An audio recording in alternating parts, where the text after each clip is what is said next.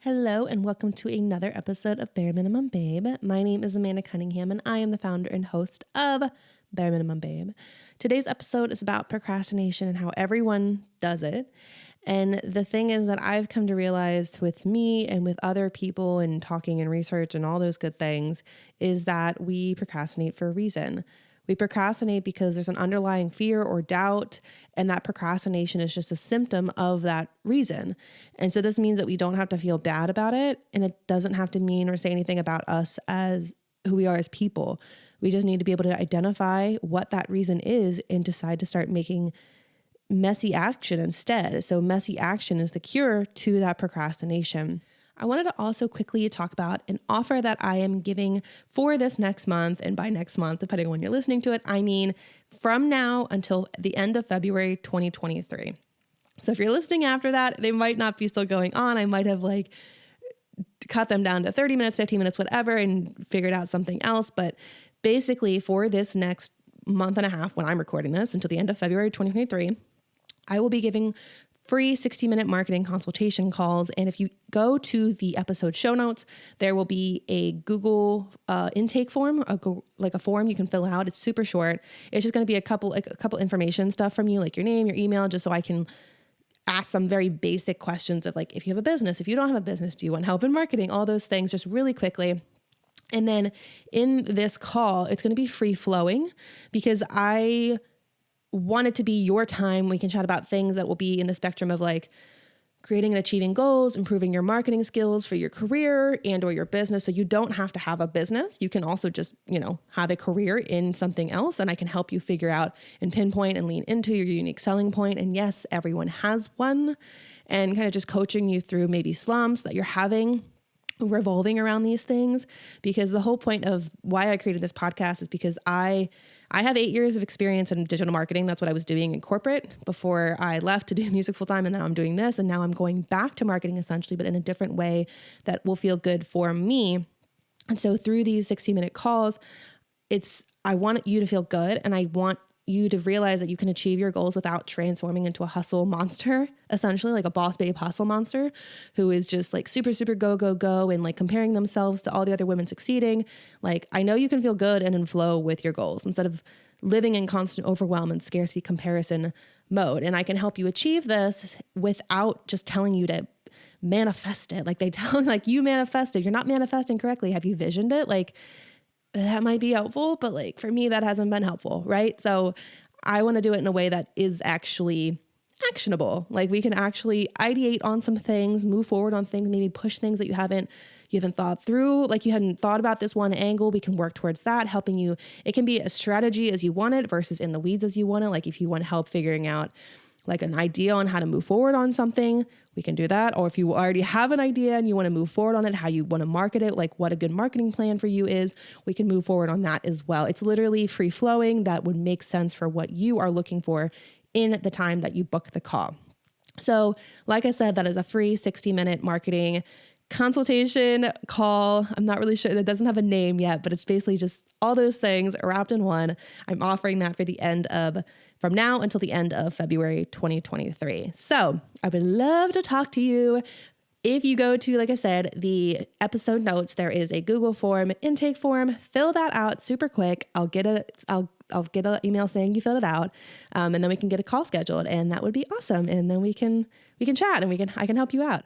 So without further ado, let's get into the episode about procrastination and how to stop it. So what is procrastination? The definition of procrastination is the action of delaying or postponing something. Plain and simple, no feelings or emotions attached. But you wouldn't postpone or delay something for no reason, right? So if your flight's delayed, there's a reason. There's, not enough pilots, there's engine troubles, there's a storm ahead, they need to refuel. There's a reason why your flight is delayed. It's not just delayed for fun or the airline just doesn't want to do it because it doesn't want to make money. So the same thing with us as human beings and procrastination. There's an underlying reason why we're postponing or delaying something. From what I've come to realize through myself and talking to other people in research and podcasts and blogs and all those things is that procrastination is essentially just a symptom of a fear or a doubt that you or somebody has. So you're postponing or delaying something because you're afraid or in doubt of something. And so the way to stop that procrastination is to figure out what it is that you're afraid of or in doubt of. Like, where is that rooted, and find out the cause of that procrastination. So for example, are you feeling self-doubt? Are you feeling intimidated? Are you self-conscious? Like, do you think no one's going to show up? Like, whatever that is, or maybe you got made fun of at one point for trying something like it. So you learn not to try it again. So whatever that negative fear or doubt is, put a name to it essentially so you can understand it and rationalize it. So I also talked about this a little bit in a previous episode. That episode was episode 15. It was called Naming Your Inner Voice to Shut It Up. And it was a little bit different because it was just talking about my negative inner voice and how you can name your negative inner voice to basically get it to stop, because it's essentially the same thing with procrastination. Is like there's a fear behind your negative voice and why it's saying mean things to you typically. Like how I just said, like if you tried something before, didn't do so well, you ended up looking stupid, embarrassed, people made fun of you, whatever. That procrastination and that negative inner voice is trying to protect you from making that same mistake again. And that's part of the procrastination, is like, you don't want to make that mistake again because that was really embarrassing. So the way to do that, avoid that, is to just not do it, or do it in such a slow manner or like haphazard way that you can't even take like, well, I didn't really try, because you don't have to take ownership. So there's a fear behind the procrastination, and you don't have to necessarily name it like how I named my inner voice. I named her Diana after Wonder Woman. And for me, she was like afraid of not being in control. So that was a coping mechanism that I learned to help me deal with stuff as, going through like childhood and young adulthood, all those things. Is like, if she wasn't in control, God knows how things could turn out. Like things would be just so chaotic. And so I was procrastinating on some things because I couldn't control the outcome, and I couldn't really control a lot of the processes as well. Like you can only control so much. So it would sometimes prevent me from starting things because of that fear of not having control. And so what I'm saying is you don't necessarily have to put a name to it, but what it is helpful to do is realize and look at what is the feel. Like, what are you feeling? I feel like it's helpful a lot of times to like how I talked about in that episode, the episode 15, is like, I recognized I was feeling it in like a tension in my forehead. Like that's where I felt like the fear and procrastination and the inner voice, just the negativity. That's where mine was sitting.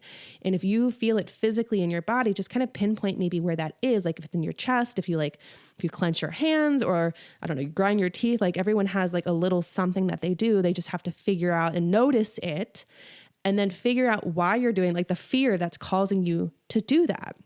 Because once you figure out that fear and that doubt that's making you procrastinate, essentially, you can figure out how to stop it, because you know the fear, like maybe whatever it is that you're afraid nobody will come, like whatever it is, like you're afraid no one will care what you have to say. People will think you're stupid. You're going to fail. You're going to waste your time. Again, these are all the thoughts I have with my podcast. So, or anything that I put out essentially, right? These are all the fears and why I procrastinate doing them, besides the fact that sometimes I'm just tired and I don't feel like doing it. Like I don't necessarily, sometimes it's not always a procrastination because of fear, but like moving forward on legit things that you want and you really want to move forward on, that's where the fear and the doubt come in. Like you're not doing it for a reason. And you can only use the excuse of, I don't want to, I'm tired, so many times before you're like, I think there's a bigger reason why I don't want to do this. I'm not just tired. Otherwise I would take a nap and feel fine afterwards. It's more than that. So we procrastinate because of fear and doubt. And usually we procrastinate because whatever the thing is that we're trying to do is new and unfamiliar to you. Trying a new thing is unsafe, and your brain wants to keep you safe. It's in your best interest to stay safe and alive. So when you procrastinate, especially on that new thing that you're trying to do, there's reasons why you're not doing it. You're trying to, your brain wants to keep you safe. And a lot of the procrastination fear with that, wading into something unfamiliar, it's uncomfortable. We don't know if it'll work out. We don't know if we're going to be doing well at something. We don't know if people are going to like it. We have no idea how it's going to turn out. Like we can hope for the best, but we have no idea, especially if it's new. It's not like a muscle memory situation. So I talked about a little bit of this as well, of like staying safe and how your brain wants to keep you safe. And maybe that's why you procrastinate. I talked about this a little bit in episode 14 called Stop Belittling Yourself and Your Efforts, in the sense that it is hard to move past this procrastination because it is looking at the fear and like the self-doubt and pinpointing it and pushing through it, like having, I don't want to say like the strength and courage because that's corny and like a movie, but having the willing to take the action to just push through that and be like, is this a legit fear? Like, I'm afraid of this. Yes, this could happen. Like, yes, someone could think I'm stupid. Yes, someone could think that this is the dumbest idea ever and it could fail and I could like, quote unquote, waste money, my time, my energy, but I don't know that unless I try it, and I have to actually try it.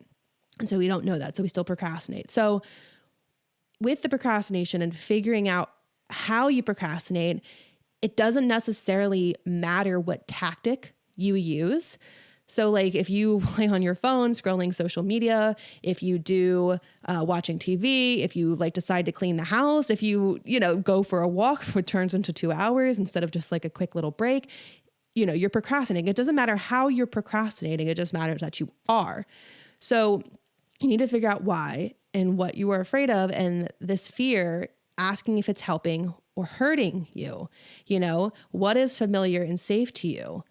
It's the putting things off in whatever way that you're comfortable with, whatever procrastination tactic that you use, that is what's safe and comfortable for you, not taking the action that will move you towards the actual goal that you're procrastinating against. Hopefully that's making sense. So for me, my personal procrastination tactic basically is what I realized is that I do a ton of research before I take action because I know that I'm safe learning more, finding themes, coming up with ideas. Like I talked about this before in other episodes, but I was a history major in college and it was great. I was taught to research and read a lot, basically like look at things very thoroughly, collect data, find the themes, and then create an argument based on the research I did. And then you had lots of data and quotes and all those things to back up what you're saying, right? So you don't just randomly form an opinion and get an idea and just like go for it. You have to like have the backing for it or else you're just talking about nonsense essentially. And that's how it worked. And I already liked to do this before I had my degree and stuff like that, right? So I already did that. So it just played into what I naturally did. It then created a better categorization for me and strategies for me to do that.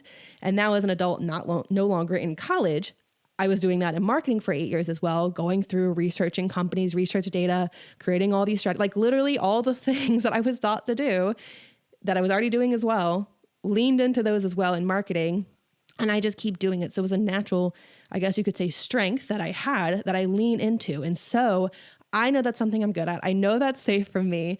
And I keep doing it because, one more article, one more data point to figure out like maybe this one next thing will get me like a Frankenstein of all these ideas. And then I can figure it out from there, And so like, for example, when someone sees like I have calls and stuff with people and I'll share the stuff that I have for whatever thing that they're looking at, right? Like, I was researching something and we were talking about the same, I don't want to get to it doesn't matter what the actual details are, but we were researching moving forward on some type of platform. And I had all this research because I want to make sure it's the best thing. I'm one of those people who like compares a million things. And I don't know if this is also because I grew up poor. So you had to like make sure you were making the quote unquote best decision. So it's a lot of factors probably, but anytime I show that to somebody who maybe isn't as like into that type of stuff, who's a little bit more free flowing kind of thing, they're always like, wow.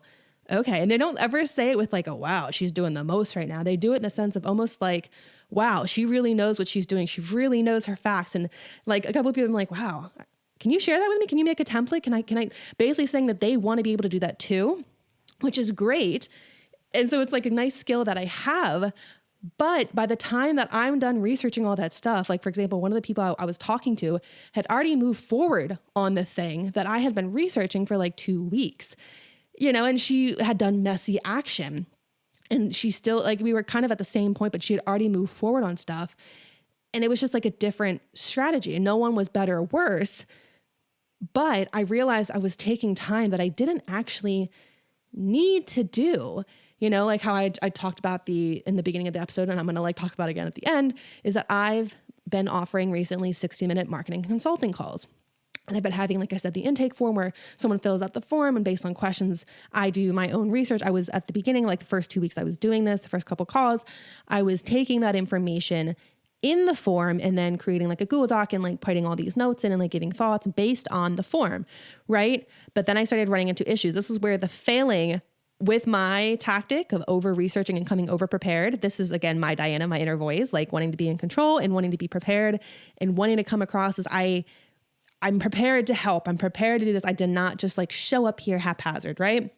The issue with that is sometimes by the time someone would be able to schedule the call, like if you fill the form out and then we have the call the next week, things might change, right? Or obviously it's just a quick little intake form. It's got a couple of questions, right?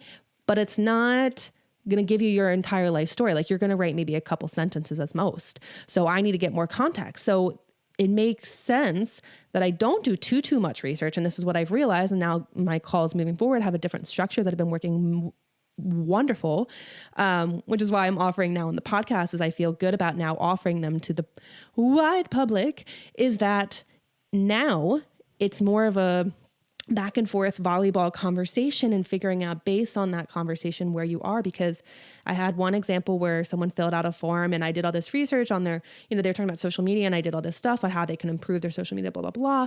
By the time the call came around, they had a revelation that they didn't even want to do that.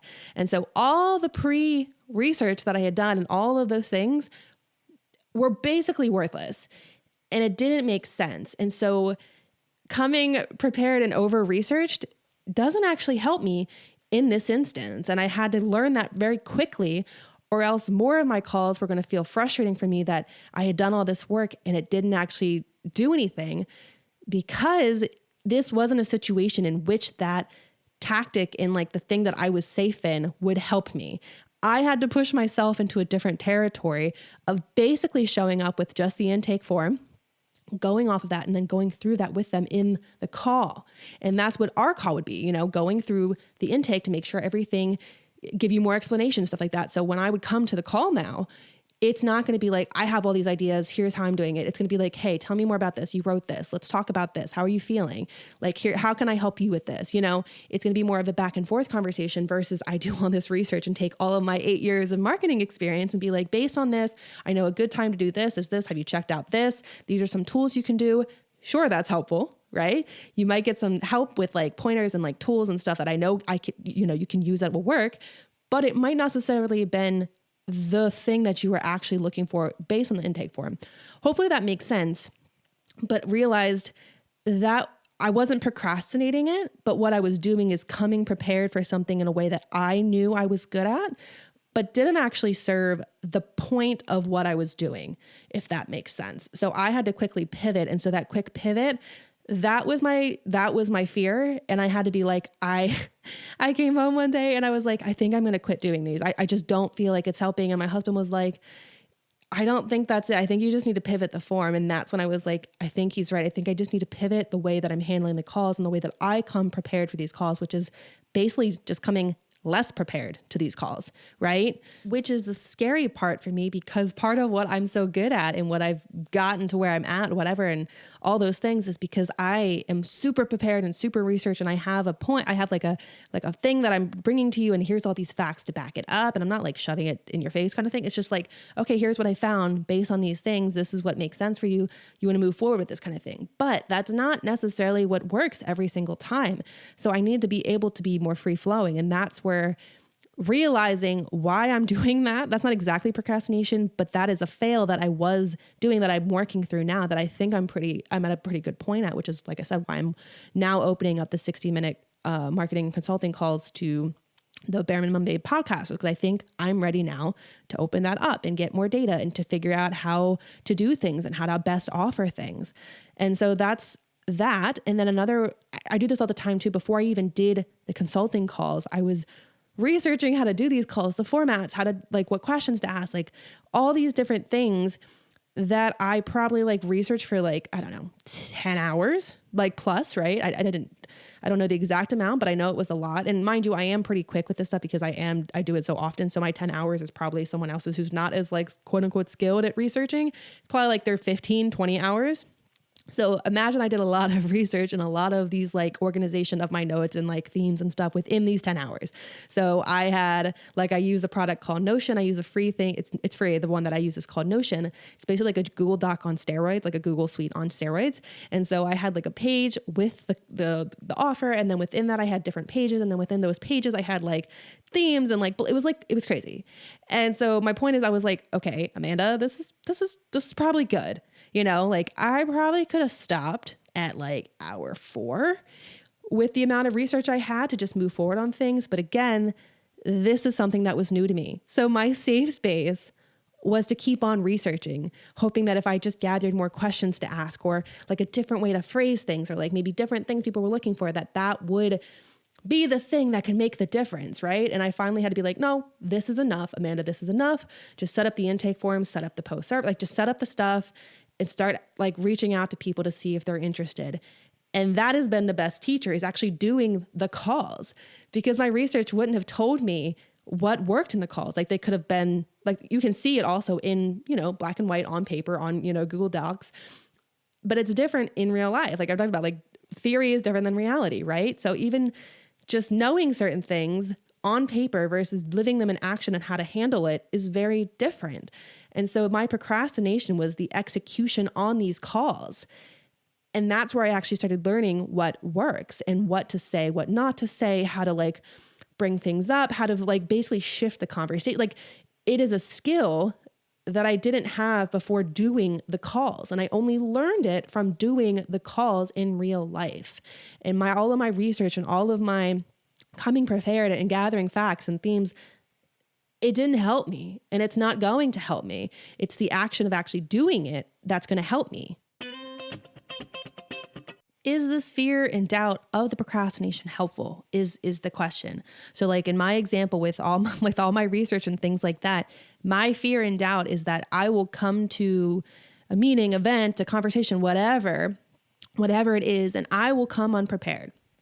And in that being unprepared, the person on the other side is going to think I'm stupid, I'm lazy, I'm not qualified, all the things that basically are just self-doubt and make me feel like I have to prove myself to this person essentially. And so the way I was handling that fear, like I said, is research, coming prepared, lots of options, knowing all the stuff.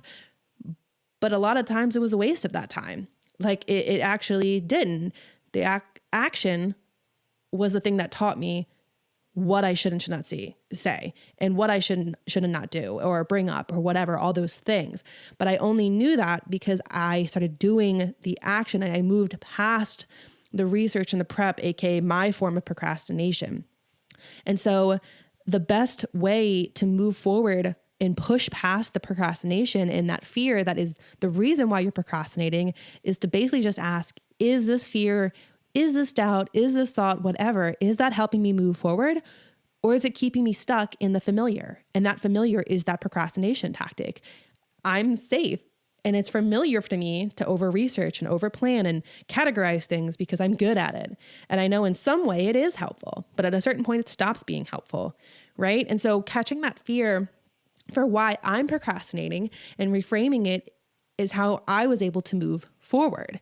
It was paralyzing me in the preparation and planning phase when the real momentum in the learning is in the action phase. And so whatever that fear and procrastination is for you, just kind of look at the way that you procrastinate. Like if it's going on a walk or if it's going on social media, or if it's like you're supposed to be doing an action and then you're like, oh, my desk is messy, let me reorganize it. And it turns into like, then I'm cleaning my entire room and it's a whole thing, right? Like, yeah, I guess cleaning your room was helpful, right? I've done this many a time. This is another tactic that I've used before. Like, yes, it's very productive. You clean your room, but like, did that actually help you do the thing that you were originally going to do before you just got distracted and stopped midway and saw, oh, my desk is messy, I should do that. And then spent an hour doing it? Probably not. That probably held you back, So is that fear and is that doubt moving you forward, or is it keeping you stuck in that procrastination and not in that inaction phase? Like figure out what the fear is. My fear is like looking stupid, unprepared, failure, that holds me back. That could look different for you, whatever that fear is, what is that? And how is it, it's paralyzing you? How can you move past that? And so again, with me, for my fear, I basically need to ask, I'm now more conscious of this, of like, okay, I think I'm doing too much. Like this is a lot of research. Like at a certain point, I need to make a decision here. So with my fear, I need to ask myself and be aware, like, wow, you're spending a lot of time on this. Amanda, you have like 4 notes pages of this. Like, Amanda, do you need to research for another, couple days on this? Or did you maybe have enough information like 3 days ago? And chances are by that point that I've realized that I've spent a lot of time on it, it means I'm probably well researched enough to begin acting on my idea. And any more research is just procrastination at that point, like 9 times out of 10, I realize. And again, the fear is that like, they'll think I'm stupid or unprepared or a failure. I'm going to fail and look stupid, and people will think I'm stupid and it's going to mean something about me. And I'm a failure, all those things. But what if the idea that I'm researching turns out to be fine? It turns out to work, right? And my fears of looking stupid and failing or unprepared or whatever never come true. What if it's actually better than I thought? Like without doing all of that stuff, what if it's actually better? Like the call, like realizing like my over researching and over preparing was actually not making it better. It was actually creating a situation where I felt like I had wasted my time and became frustrated because it wasn't relevant. So all the time I had spent before wasn't relevant. So my act of over preparing and stuff was actually a hindrance to being able to maneuver to a different direction more quickly. It was holding me back. And so whatever that is for you, figure out what the fear is, how you're like how that fear is coming out essentially, and how to get through that fear and ask like, is this helping me or is this holding me back? Because you won't know if the fear will ever come true unless you act on it. And that's the messy action part. So the way to solve this procrastination is to essentially just make the familiar, aka the procrastinating, unfamiliar. And then flipping that, of course, and then the unfamiliar, which is the action, the actual doing the action of the thing, familiar. So you just do action so often that you don't even need to think about procrastination. Like it's not even an issue because you're just like, no, I'm going to do it. Action over procrastination. Like catch yourself in this fear and this procrastination loop and stop it in its track. And obviously this is hard at first because you have to like figure out what that fear is and the way that you're doing it and how to like push past it. Like that does take a minute. Like that did take me like a couple of weeks to even realize that's why I was researching things a lot. Again, I'm speaking from my experience just because it did take me a minute to figure out like, oh, I think this is why I'm doing it. And I was using it as a guise of like, I'm being prepared. And that way I know all my options and I know all the things. And yeah, of course, it gave me more knowledge and it made me more knowledgeable about the thing and whatever choice I did make. But I probably had enough information hours into that to make a call, like to make a decision and to move forward on something. So that was the way I was procrastinating. And now I'm not perfect at it, obviously. Nobody is, but I'm able to at least realize that I'm doing it and being like, oh, is this enough? I feel like this might actually be enough. And now I'm like taking it to my husband and being like, I'm sending him stuff being like, okay, I've done all this stuff. I don't want to overthink this too much and over research it. Here's some of my options. What do you think based on this? And I talked to him about it. I was like, I also don't want to go the complete opposite because I'm still learning that middle ground of like over researching versus like not at all. Right. So I'm like, okay, because he made the joke. He was like, so you also don't want to under research. I'm like, exactly. I don't know what that middle ground is yet. So I'm figuring that out. But the fact that I'm able to catch it now means that I'm just a little bit better at just taking the action. And again, like the procrastination doesn't mean anything about you as a person. It's just how you're coping with whatever that fear is that the procrastination is basically a symptom of. It's just how you're coping. Everyone's afraid of something and it's okay to be afraid, but do you really want to let that stop you from doing what you want to do? And I talked about this a little bit in episode 19, Are You a Quitter or Did You Just Change Your Mind? And about how quitting something doesn't make you a quitter and it doesn't mean anything about you. You don't have to personalize it. You're not a quitter. If you procrastinate, you're not a procrastinator. You're not the thing. You're doing the action, right? If you quit, you're quitting because you maybe had a reason for it, right? You're not necessarily a quitter. If you procrastinate things, you're not a procrastinator. You just are procrastinating on something. It's like the action versus the noun. Quitter or procrastinator is the noun. Like you are that thing. Versus the verb is you're like, same thing as I'm running, like you're procrastinating. It doesn't mean anything if I'm running, right? Just like it shouldn't mean anything if I'm procrastinating. I'm procrastinating for a reason, whatever that reason is, whether it's quote unquote right or wrong. Not that there is a right or wrong, but it doesn't have to say anything about you. Everyone's afraid. It's just, do you want to let that stop you? So like I said, you're safe in procrastinating for sure. And it's totally normal to be afraid or doubtful when you're trying something new, especially like new and unfamiliar to you, whether it's like a small or a big thing, right? But in order to make a difference in your life and in others, depending on what you're trying to move forward on, you need to wade into the unsafe territories for yourself. And your unsafe territories and kind of pushing yourself is going to be different than somebody else. So you can't really compare yourself, because what's normal to somebody else isn't normal to you, right? So it doesn't help also to compare the ways in which someone else is procrastinating and their skills either. You have to push yourself to where you're uncomfortable, because that's where you grow. So like if you're uncomfortable in public speaking, but someone has been on stage as a theater major for their entire life and are totally comfortable with it, it's not because at one point they weren't afraid. It's because they've been doing it for 10 years. So they had already pushed past that fear, and there's probably is still a fear there, but they know that they can push past it, and they've survived because they have for the past decade. But for you, giving a first public speech, for example, you've never done it before. And so you don't know if your brain doesn't know if you're going to survive that embarrassment. You could fail.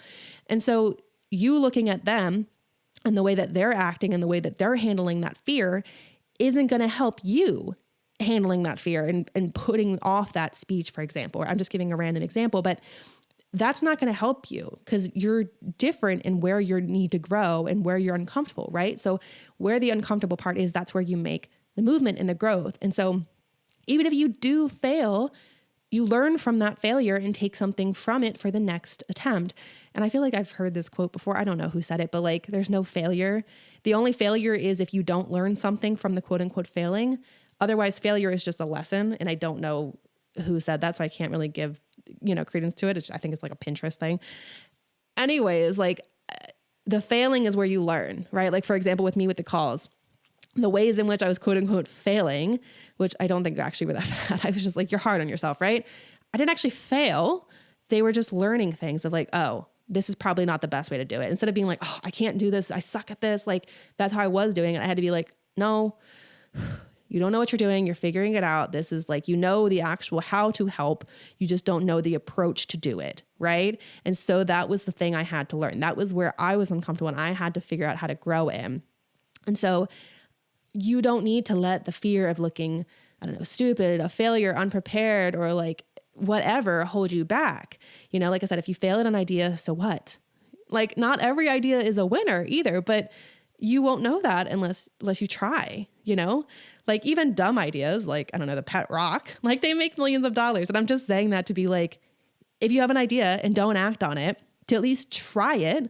Obviously don't just do every idea. Don't jump off a cliff without bungee cords and don't just spur of the moment, live your life. But I'm talking about a business idea or a fitness class, whatever it is that your idea is, or idea in your head that you want to do, or you have seen someone do, whatever, even the quote unquote dumb ideas, they can do really well.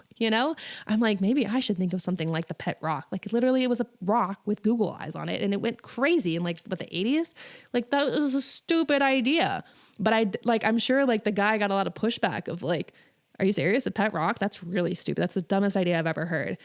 And he made millions of dollars. But initially, he probably heard from multiple people it's a dumb idea. And again, to be fair, it is a dumb idea because it's a freaking rock. But it doesn't matter. The marketing and the belief and all those things behind it and the fad, it became a thing, right? So a lot of people have ideas, but few take action on those ideas. The procrastination is what holds them back for whatever reason that fear is, right? He could have been the guy who invented the pet rock could have been I'm going to look stupid. It is a rock. People aren't going to want to do it. Whatever. I'm literally pushing a pet rock. But he had an idea. He thought it could work and he made it work, And that's the difference I'm learning for myself as well is I can't let fear hold me back. And I don't want it to do that for me. And I don't want you to do that for yourself either. Don't let your fear hold you back with whatever procrastination tactic that you use. It's in the messy action that you actually learn what works for you and what doesn't. And that's where you actually gain more skill and more knowledge and more confidence in the next action. Even if the initial action doesn't work out and it quote unquote fails, you will still learn something. So don't let the procrastination and that fear hold you back. Challenge is figure out how you procrastinate. What tactics do you use? And then ask yourself, what am I afraid of? What am I doubtful of? Why am I procrastinating? Why am I using these tactics to put off action? And then turn that fear upside down and ask, what if what I feared never came true? What if things turned out better than I could have hoped? Would I still be procrastinating right now? And again, with the public speech example, like at your job or whatever, right? You have a presentation. You know that giving a presentation, if you do really well, can make you look good and you'll get a raise and a promotion. And it'll give you the bigger things that you want, right? So you see the end goal and you want to do it. But the actual act of doing that, the presentations and moving forward into a role that you're uncomfortable with, you can't push yourself past to do it. That's the procrastination. So instead you do other things and support other people to give those speeches, to give those presentations, to do what you could do.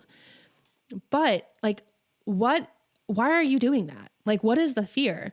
Is it because you're afraid you're going to look stupid? You're going to bomb it in front of everybody? Like the slides will mess up or you'll start sweating through your shirt, like literally whatever it is. Ask yourself, what is that fear? What is that doubt? Whatever. Like, and I don't even need you to go back to childhood to be like, well, this one time when I was 5, I was in a musical. Like, that doesn't matter. If you want to go that far, that's fine. But really just figure out why, like the feeling behind it. If it's just feeling like I'm going to embarrass myself, like you will mess up and you will feel embarrassed. Like that will happen. I'm not lying. I'm not going to lie. I've done it. Like you will look stupid. Like you will make mistakes, but will that get you the skill and the confidence you need to do better next time? No, because you don't have practice. And so postponing these things isn't going to help you. What if you instead ask, what if I didn't embarrass myself? What if everything went totally fine? I didn't embarrass myself at all. I didn't mess up. I said everything I wanted to say. People they got my point. They liked my idea, whatever it was. What if that happened? And what if then you can take that into the next time you need to do it, and then you build upon that, and then you're actually better. You've gotten better. You felt more comfortable, and people can tell that you feel more comfortable. So you have more persuasion techniques to go on, Would you still procrastinate knowing that you can keep building on those things? Thank you so much for having me in your ears for another episode of Bare Minimum Babe.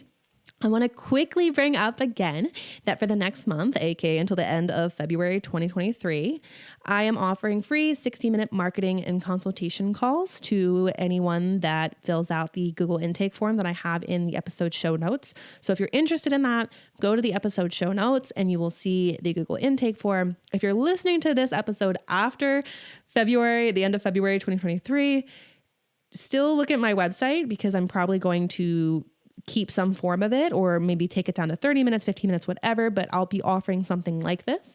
So also check that out. But till the end of February 2023, I will be offering 60-minute free marketing consultation calls because I want to take my 8.5 years of marketing experience and create value for other people.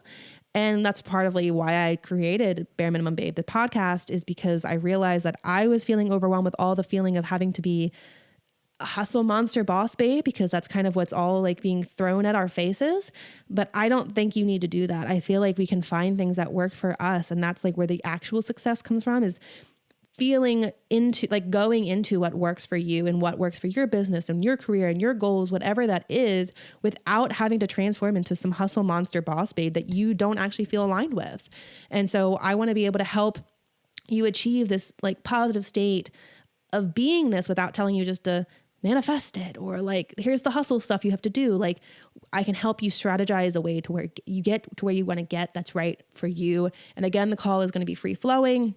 I want it to be your time, and we can chat about anything like creating and setting goals for you or your business, improving your marketing skills for your career and or business, pinpointing and leaning into your unique selling point. And like I said, yes, everyone has a unique selling point. And then just general coaching through slumps and helping create ideas and strategizing and things like that. If you maybe don't have a marketing strategy, or if you have one and you're executing on it, you just don't feel right, but you just don't know where to go, or you don't know what to do next kind of thing, or you're stuck on this idea, you're not sure the next step, whatever it is, I would love to chat. And like I said, till the end of February 2023, I will be having these 60-minute free marketing consultation calls. So again, that's going to be in the episode notes. Fill out that quick Google intake form and we can get a call set up. And I can't wait to be in your ears next week and to see your form come through so we can chat. All right, talk to you next week. Bye.